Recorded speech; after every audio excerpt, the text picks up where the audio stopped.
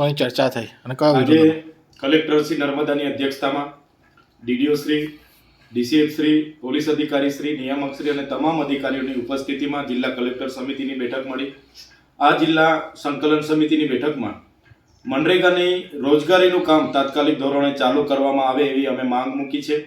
જે 5000થી પણ વધારે નર્મદા જિલ્લાના વન અધિકાર અધિનિયમના દાવાઓ પેન્ડિંગ છે એને તાત્કાલિક 1 મંથની અંદર એની મીટિંગ મળીને એની બહાલી આપવામાં આવે એની પણ અમે માંગ કરી છે. અંકલેશ્વરથી ડેડિયાપાડા જે નેશનલ હાઈવે છે ત્યાં કરજણ નદી પર પુલ બંધ કરવામાં આવ્યો છે.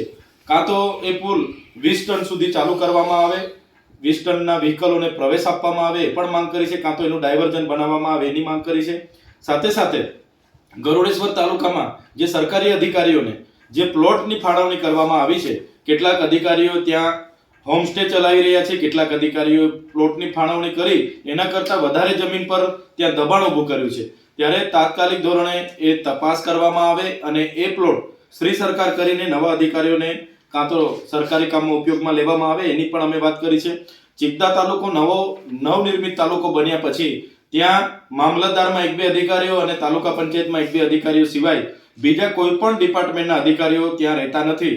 તો ત્યાં એક બસ સ્ટેન્ડ, એક પોલીસ આઉટપોસ્ટ સહિતની આઈટીઆઈ, કોલેજ અને તમામ પ્રકારની શાખાઓ કાર્યરત કરવામાં આવે એની પણ અમે માંગણી કરી છે. સાથે સાથે જે પીએમ પોષણ યોજના અંતર્ગત સૈદપુર ખાતે સ્વામિનારાયણ ગુરુકુળ સંસ્થા રાજકોટની છે એને જે મધ્યાહન ભોજનનું ટેન્ડર આપવામાં આવ્યું છે એ ટેન્ડર હમણાં સ્થગિત કરવામાં આવે અને મધ્યાહન ભોજનના લોકોને જ ફૂડ બિલ વધારીને ત્યાં ગરમ અને પૌષ્ટિક આહાર બનાવવા માટે વધારે રકમ ફાળવવામાં આવે એની પણ અમે માંગણી કરી છે. એ જ પ્રકારે સાપુતારાથી સ્ટેચ્યુ ઓફ યુનિટીને જોડતો જે કોરિડોર બને છે એમાં 19 જેટલી પંચાયતોના 22થી વધારે ગામોની જમીનો જાય છે. ત્યારે સરકાર પર કોઈ પણ પ્રકારનો ડીપીઆર પ્લાન નથી. એ જ પ્રકારે અંકલેશ્વરથી એકતાનગરનો હાઈ સ્પીડ કોરિડોર બને છે એનો પણ કોઈ ડીપીઆર પ્લાન નથી. ત્યારે સરકારશ્રીને અમે કીધું છે ડેડિયાપાડાની સાગબારાની તમામ ગ્રામ પંચાયતોની ગ્રામ સભાઓ અસહમતના ઠરાવો આપ્યા છે. ત્યારે ત્યાં આ પ્રોજેક્ટ સ્થગિત કરવામાં આવે અને લોકોને શું તમે ડીપીઆર પ્લાન મુજબ શું વળતર આપવા માંગો છો એની લોકો સાથે ચોખવટ કરીને ફરી ગ્રામ સભાઓ બોલાવીને લોકોની સહમતિ હશે તો જ આ પ્રોજેક્ટ મંજૂર કરવામાં આવે એની અમે માંગ કરી છે. ત્યારે વહીવટી તંત્ર અને કલેક્ટર શ્રીએ અમને આશ્વાસન અને બાહેધરી આપી છે કે આમાં તમને બધાને વિશ્વાસમાં લઈને અમે આગળ કાર્યવાહી કરીશું એવું કીધું છે. બીજું ખાસ કે અમે ગત જિલ્લા સંકલન નવેમ્બરની જે જિલ્લા સંકલન હતું એમાં માનનીય વડાપ્રધાન શ્રીના કેવડિયા ખાતેના કાર્યક્રમમાં અને ડેડિયાપાડા ખાતે બિરસા મુંડાજીની ગૌરવ સંમેલન મળ્યું ત્યારે એના ખર્ચાની બાબતોની વિગતો માંગી છે. ત્યારે અમને 2-3 વિભાગોએ જ વિગતો આપી છે. ત્યારે એ વિગતો માનનીય કલેક્ટર સાહેબને અમે કીધું કે અમે એ જનતાના પૈસા છે અને કરોડો રૂપિયાના જે તાઇફાઓ થયા છે એની વિગતો અમને જોઈશે.